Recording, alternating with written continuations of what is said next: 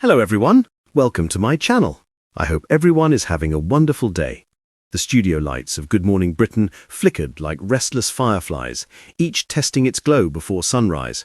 Producers hustled across the floor, makeup artists whispered last-minute touch-ups, and cameras hummed in anticipation.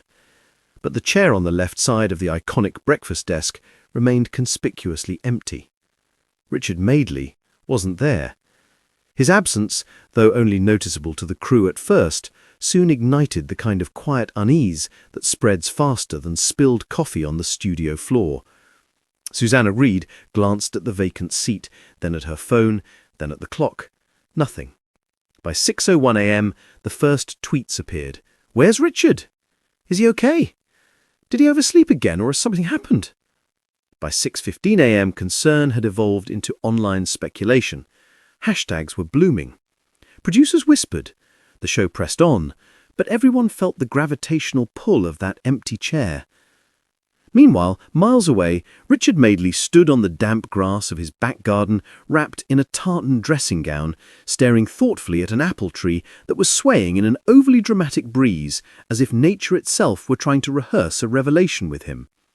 "Well," he said aloud to no one in particular, "I suppose today's the day." He had been planning it for weeks, not an absence exactly, not in a Richard Madeley accidentally forgot I was supposed to be on TV sort of way, but an announcement, one he wished he didn't have to make, though in true Madeley fashion he intended to deliver it with flair. He was fine, completely fine, mostly. But a recent health scare, a dizzy spell during a charity walk, followed by medical mutterings about rest, routine, and taking things seriously for once, had shaken him enough to think that perhaps, just perhaps, he was not invincible. And so he'd decided to do something no one expected. He would tell the world the truth before the rumour mill turned him into a trending medical mystery.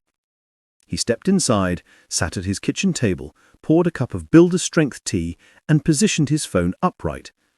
The morning light framed him like a halo. He hit record.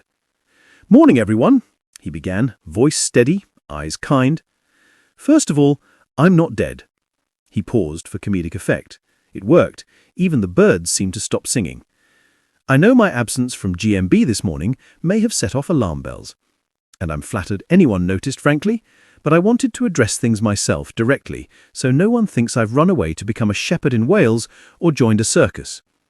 He leaned closer. "I'm absolutely fine, but I did have a bit of a health wake-up call recently.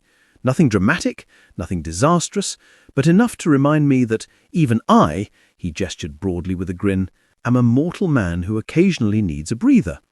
So I'm taking one, a short one, doctor's orders." He explained the situation with his trademark combination of sincerity and light-hearted cheek, reassuring fans that he'd be back behind the GMB desk soon, likely armed with even more stories involving misplaced spectacles, rogue croissants, or confused dogs in supermarkets.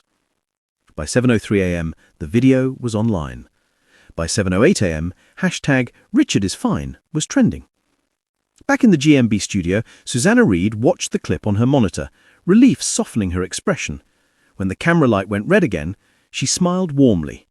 "Well," she said to viewers, "you heard it from the man himself. He'll be back soon, and probably with a story about how his garden nearly staged a mutiny." Across the country, millions chuckled. And somewhere, in his kitchen, Richard Madeley finished his tea, feeling unexpectedly lighter, as though the apple tree, the breeze, and the entire morning had all nodded their approval.